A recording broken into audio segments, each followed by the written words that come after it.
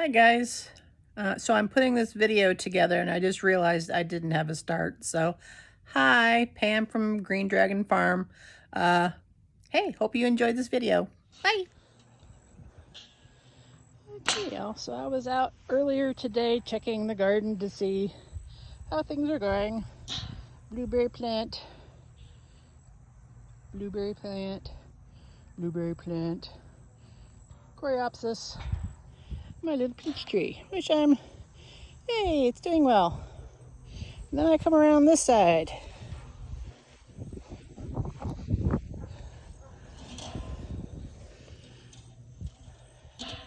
I got flowers. The silly thing is making flowers in August. Not just August, but August 26th. So we're almost into fall now. Oy.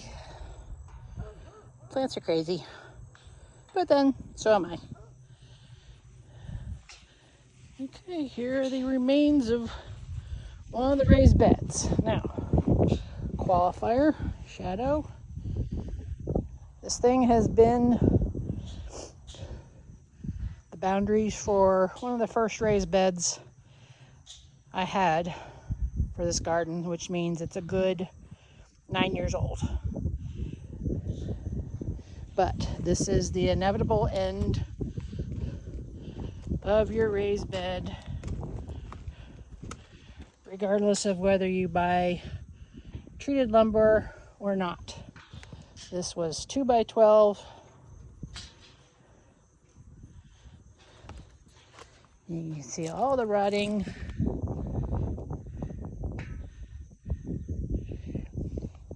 It was actually so deteriorating I was able to actually pull it apart with my bare hands and then remove all the screws later. So yeah, that wasn't going to last very long. And this is the raised bed that I'm replacing. Now, the other thing that tells me why it was about time for me to replace the lumber. These are 2x8 boards. And those guys were 2x12 boards. And you can tell by the level of the soil, I'll be just fine. So this is a raised bed for basically herbs. And apparently, not too sure what these little guys are. Snake or turtle eggs. It looked like they had all hatched. I haven't seen any snakes slithering around here lately, so I'm hoping they're long gone. Not that I don't like snakes, but not knowing what kind of snakes they are, I don't really want to chance running around in bare feet or flip-flops. But so I've got one more board to go. I've got to move a little bit more soil from the edge here. I thought I was doing good, but apparently I misjudged. So I've got to move a little bit of the soil, especially from right here and right here. But it is moving pretty quickly. But even though it is relatively cool here today, it's like 74 degrees. The sun is mostly shining, and even though the breeze is up, I'm out of shape and I'm sweating like a pig. So I'm gonna go sit down in the shade for a little bit, and then I'll catch you on the flip side. Hopefully when I get this thing put together. But 3 of the 4 sides are up, so we're cool. You know what? Sometimes it's nice just to sit down and look at all the crap that you still have to do. Like this. So, bed of echinacea that's got some orange balm, not lemon balm, in it. Some garlic chives there at the end that are blooming away. Note to self, garlic chives apparently bloom in August. Got a knockout rose in there somewhere. Got some black-eyed Susans that are in serious need of deadheading. some dog fennel that came up somehow. Haven't had dog fennel on this property in the entire time I've lived here. Thank you, birds. Lots of weeds. Hidden amongst there apparently is, other things. So I'm very glad that it's cooled off now. It got up to like 75 today. So right now sitting in the shade, but of course, well, you can't tell, but sorry for the weird angles. Cloud cover, but still kind of bright out here, but has gotten immensely cooler in the last few days, and I am okay with it. I'm one of those people that are like, you can put on more clothes, you can't take off enough. I mean, I could run around here naked some days and I'd still be hot and sweaty, and my neighbors would be horrified. So I would be okay with summer being, 70s, low to mid 80s, 60s, maybe high 50s at night. I'd be okay with that. It would take some of the plants in my garden a little bit longer to produce. I'm looking at you, peppers. Some tomatoes. Hello, Miss Liz. But I'd be okay with that. I would just plant shorter season varieties, because I'm okay right now. I don't feel like I need to go in and take 5 showers after I get done with a little bit of work. But I'm done with the raised bed, so let's go look at it. Okay, here she is. She's shorter, but she's a little more, what's the word? Decorative, useful, not ugly. Now, is it perfect? No. I mean, look at my corners. We got this little thing with this. That's not completely, but that's also part of the wood's fault. And then we've got this little jog over here. It's about 1/2 inch out of whack. Again, I don't care. I'm using this to contain soil so it doesn't spill down all over what amounts to my lawn. If I could have in-ground garden, I would. All day long I would have an in-ground garden. But I can't. Because whoever scraped off this plot of land took every bit of topsoil with them. And if I go too far out into the hayfield over there, hello hayfield, then I get further away from water supply and I have to walk more. Not that that's necessarily a bad thing, but still, big thing is water supply. All right, so it can be done, takes a while. I've had this lumber here ready to go for a week now. It took me 2 weeks to actually get the lumber because I had problems with my car. Yay. That seems to be solved by now. Yay. But, yeah. And then my zinnias. Oh my gosh. Okay, I didn't look at it from this angle. All right, we're going to go over and look at dahlias and petunias and zinnias. We had an inch of rain a few days ago, and boy, oh boy, can you tell. The grass is growing. The plants are growing. So I'm really digging these little petunias. They're not the big showy things you can get at Lowe's and stuff like that, but there's another one. But they're so pretty. And then there's a lighter violet one. So I'm gonna grow more of those. I'm digging. Okay, why is this?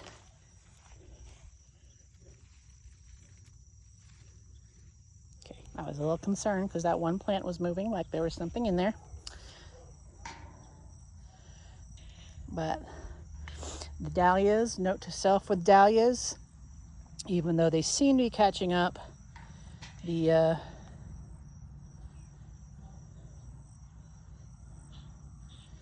I think I may have planted them a little too close together, but I kind of like the effect. Now these are like 5 or 6 different kinds of dahlias grown from seed. Oh boy, the school bus is here. You'll be hearing children yelling soon. Prepare yourself. But yeah, I'm kind of liking this effect. And I'm really liking this guy. Pretty, pretty, pretty. Yes, yes, yes. We know your masculinity is tied in with the sound of your muffler. Sorry.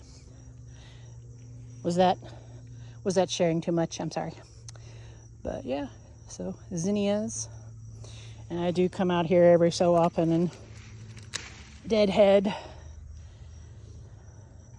Because next year this is going to be the blueberries.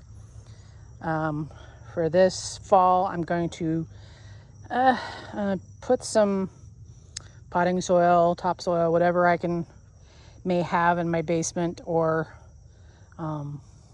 next time I go to town, grab a couple bags of topsoil or compost or both and put that down here. And then I'll plant out some, just kind of a little bit of everything. Hang on. Let me face you around so you can see me. Okay, so I've come to a realization that I've actually been growing veggies in particular because I can, not so much because they can be successful. They can be successful, but you have to have the right weather conditions. Things like lettuce and spinach. I don't eat that many salads. And I actually tend to enjoy salads that I make that just have everything in salads that you would normally use more as an accent. A few slices of tomato here, a few slices of cucumber here, a little bit of green onions, a little bit of broccoli florets, cheese, some kind of deli meat or something like that, salad dressing.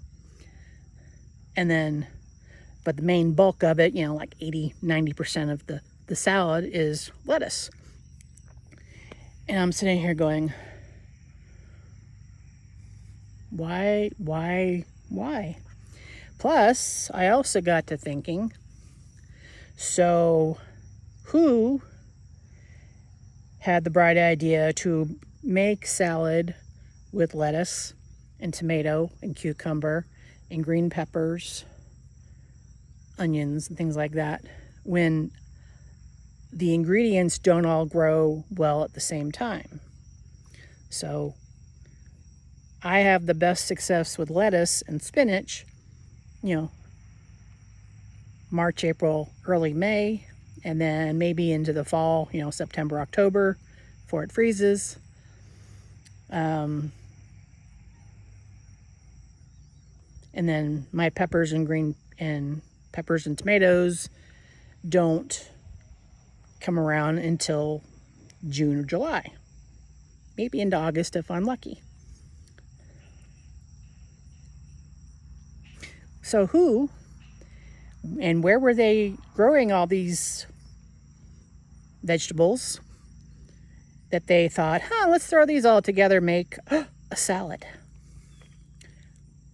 Just want to know. I'm sure I can go on Google and figure it out and find out who is the first person to invent salad. Not the point. The point is, they don't really go together. And again, I am not a fan of lettuce. If there are 2 ingredients that I will refuse to put on my hamburger, I will put cheese, I will put bacon, tomato, onion, name me anything and I will probably try it on a hamburger. 2 things I will not put on my hamburger are mayonnaise. Hate mayonnaise. The only time I am okay with mayonnaise is when it's mixed up like in potato salad or tuna salad or something like that, where I can't it's a combination flavor thing and kind of a texture thing. It's just greasy and slimy. Ugh. And before you come at me and say, oh, try homemade mayonnaise. No, we're not going to do that. And the other thing is lettuce. If I can only get 3 ingredients on my burger, lettuce and mayonnaise will not be one of the choices. So that was a weird left turn into that segment, but you get what I'm saying. So I really have to, because I devote quite a bit of space, especially in the spring when I just want to get out there and grow stuff. And what grows well in March and April, usually. We got onions, which I will use every day, all day, 365 days a year if I need to. But lettuce, spinach, like things like turnips, the brassicas, which I think I've kind of got a solution to how to be successful. I just have to be diligent with it, and that's the netting that goes over the plants to keep those darn cabbage looper butterflies off, or the cabbage butterflies, the white ones. Now, I haven't seen any of those guys in a while, so I don't know if they're just laying in wait, because I do have some broccoli and cabbage seedlings upstairs inside that I'm thinking of getting hardened off and get planted out here just after Labor Day. But I haven't seen them. So part of me is like, I wonder if I can get away with not using the insect netting. And the other, hello, hummingbirds. Try not going so close to my ear next time. That was a little weird. Hummers. But, where was I? Yeah. So do I chance just not setting up the insect knitting, or are they just going to lay in wait until I get, false sense of security or something like that, and then come and overnight decimate my broccolis? So, but I do need to get them in the ground fairly soon, because my first frost date is like October 20th, 21st, something like that. Sometimes it's earlier. I mean, we had a really hard freeze last year, like October 6th or 7th, something like that. And then, of course, nothing after that, but it had already done its job, killed everything, because I didn't think it was going to get that cold, but it did. But, yeah, so it's always a crapshoot when you do, especially a fall garden around here. Because usually what happens is we have summer, cools off a little bit like this. Everyone puts out their broccolis and their cabbages and things like that, collard greens, things like that. And either it goes back to being wickedly hot again, and they all bolt and go to seed, and you don't get anything out of them, or they go on very nicely and they get to the point where they're gonna start doing their thing, either heading up for the cabbage, or making the broccoli heads, and we get a really hard freeze, not just a frost. I think last October it got down to 16. And maybe you know of a broccoli variety or a cabbage variety that can withstand temperatures below, 20 without, throwing a blanket over it or something like that, or putting some kind of a cover over it. If you do know a variety, let me know, and I maybe try that for next fall's garden, if we have another blah year for fall garden. The other thing I'm also going to try that I need to get going, I got some seeds for short day onions. I think one is the Texas Grano, and the other one's like a something Creole, Texas Creole. Sure. 2 different kinds of short day onions, which I'm in Tennessee. And the onion map changes depending on which website you go to and what source you use. An extension agent, once when I was in Master Gardeners, he came to talk to us, and he said pretty much in Tennessee we can grow short day onions, long day onions, intermediate day onions, because we're very close to the 35th parallel, which is kind of the cutoff between south and north. Yeah. Sorry, Kentucky, you're not southern anymore. Sorry. But I have only been able to grow intermediate day onions successfully. With short day onions, generally what people who grow short day onions do, they live in a climate where it doesn't really get all that cold in the wintertime, so they can plant their onions in the fall. And then when the winter solstice comes and the days start getting longer again,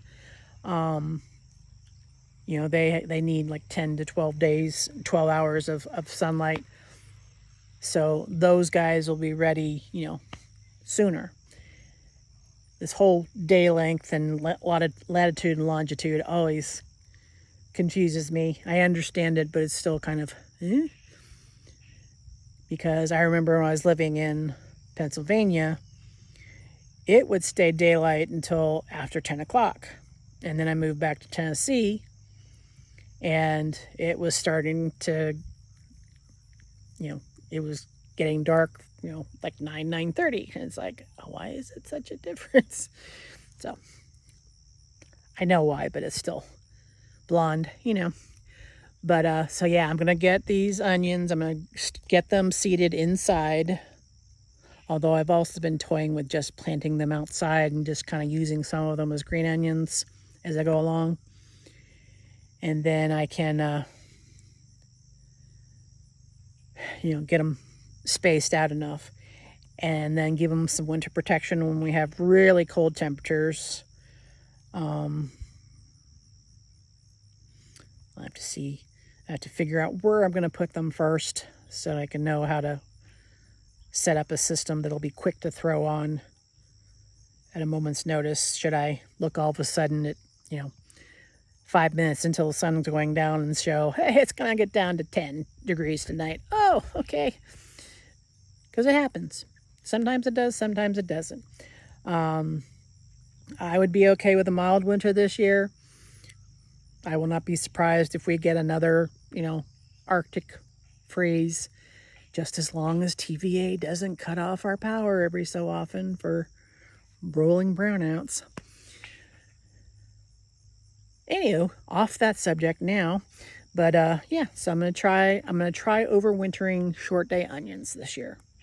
And we'll see if it works. Maybe that's the secret. Maybe I've had the solution all along. I just had my timing wrong. But not that I'm having a problem with the intermediate day varieties that I'm growing. I'm doing pretty good with them. I just need to make sure that I get them out in the garden and get them fertilized. So many things. Good thing I'm making a little honey-do list of, hey, don't do this, don't do that. Yep. All right. So this has gone on way long enough. So I hope you enjoyed my peach flowers and the new raised bed for the herbs, or at least one raised bed for the herbs. I did the Ultimate Sin. Actually, I did it twice, and I bought something off Temu. I did buy something from Temu last spring that, for what they were, they were fairly cheap and they worked. Shade cloth and the little grow tunnels.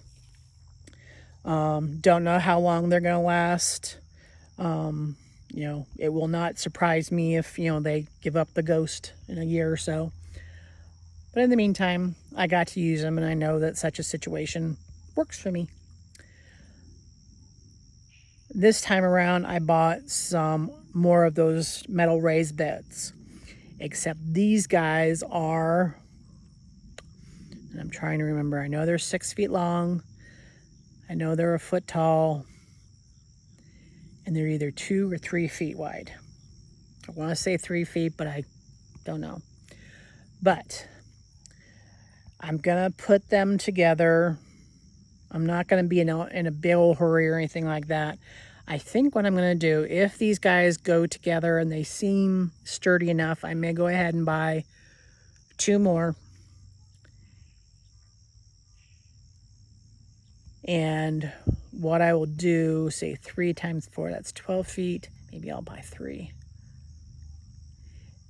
And then what I can do is take one of my cattle panels, unbend it. You know, it's kind of arched over right now to support some shade cloth that I don't really need as much anymore. I have a different system that I'm using.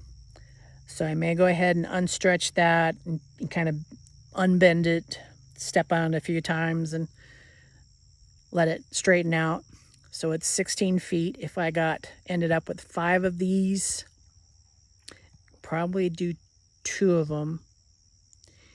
And then what I can do is put up T-posts at the end and probably somewhere in the middle and use that to plant my tomatoes next year. And that way, see, 3 times 6, that would be 18 feet. Well, I can put something at the ends, though. We can make it work. We can make it work. And so that way, it'd be up out of the ground. It would be specifically for tomatoes. I could leave the trellising system up. Wouldn't have to worry about taking it down, and putting it up again in the spring before I plant the tomatoes out. And they would be in all one bed. And then I can get like a drip irrigation system for it. And then if need be, I can set up shade cloth on that system like I did this year, which did actually work. I just took the shade cloth down today. So basically 2.5, 3 months I need shade cloth for the tomatoes, because otherwise the sun's just too strong and they get, I guess, sunburn, and then that stresses them out and makes them a lot more prone to blight. Because I do have a lot of the tomatoes did finally end up dying, but I think mostly what that was because we had long periods with no rain. And try as I might with, watering, using the hose and sprinklers and stuff like that, which I got my water bill today.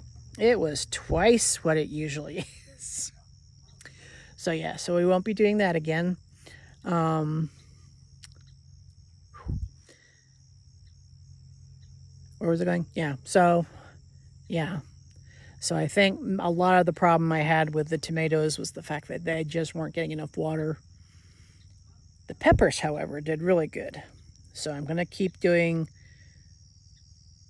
what I did with the peppers the same way this year. I just need to take the shade cloth and put it up a little taller so I'm not like hunched over, walking underneath it and trying to weed whack and pick stuff, that kind of thing. And up here, I have no idea how long this video is going to be, but I'm sure you missed me, so you liked listening to me ramble on about weird things. Oh yeah. All right, so basically going back to the original premise of why I came here and sat down this is a note to self. Yo, Pam, next year, don't grow veggies that you're not going to use. You like carrots, you're with lettuce and spinach. If you're going to grow them, just grow a few. That kind of thing. I used to grow pole beans every year. And come to find out that I'm not really all that fond of green beans, neither are my parents. So why fuss with the bean beetles and the cucumber beetles and flea beetles and the beetle beetles? So you get the gist. So I'm going to spend this winter thinking about what I actually want to eat.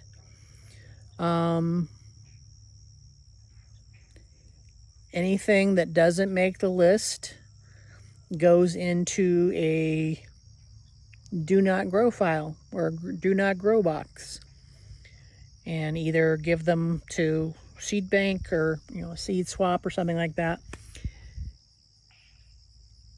And don't worry about it anymore. I mean, it gets to the point. I mean, spinach. I mean, the only reason I really do use spinach for, is to make spinach artichoke dip. And it is just as easy to go to the grocery store. I have to go to the grocery store anyway to get the artichokes. I mean, I'm sure I can probably grow the artichokes too, but there's so much of a process you have to go through to, get them to an edible stage. Or I can just go to the grocery store and buy a can that's going to do me for this one batch of spinach artichoke dip, and $3 later, $4 if I buy the fancy kind. Same thing with the spinach. Buy a box, a thing of frozen spinach. There's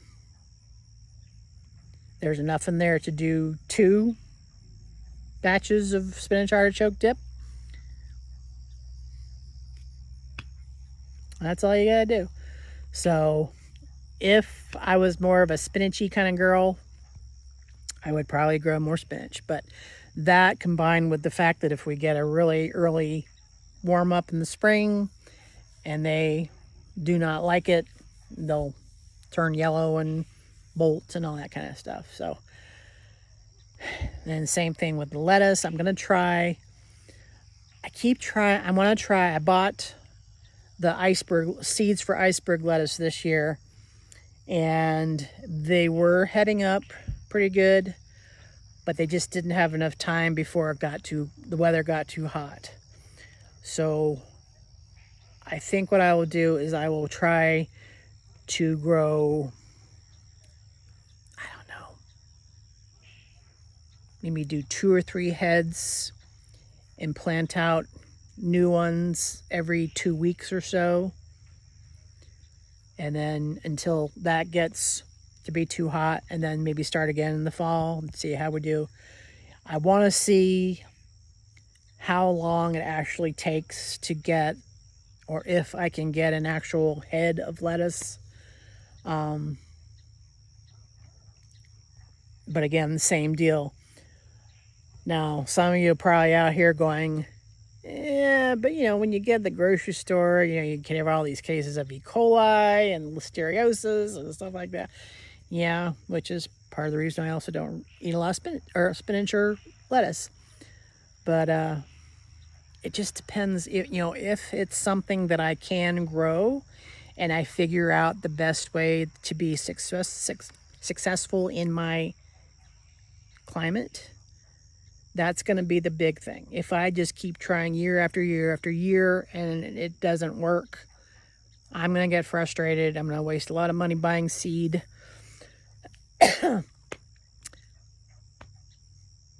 Experimentation. But I really wish I was on a property that had a little bit more shade. It's okay. This side of the house, this is the east side of the house. Sun's going down right now, so it's nice and shady and cool. If I go around the other side of the house, it's going to be bright and sunny. Not hot, but it's just that the hot and the sunny and bright thing fools me into thinking it's really hot. Plus it's shining on your skin, so it's 3 hummers chasing each other. All right, well, I'm going to get out of here before Hummingbird Wars gets too agitated and one of them flies into my ear. I have had that happen, actually, so it's not pleasant. Beaks are sharp. All right, guys, I really mean it this time. I'm bye.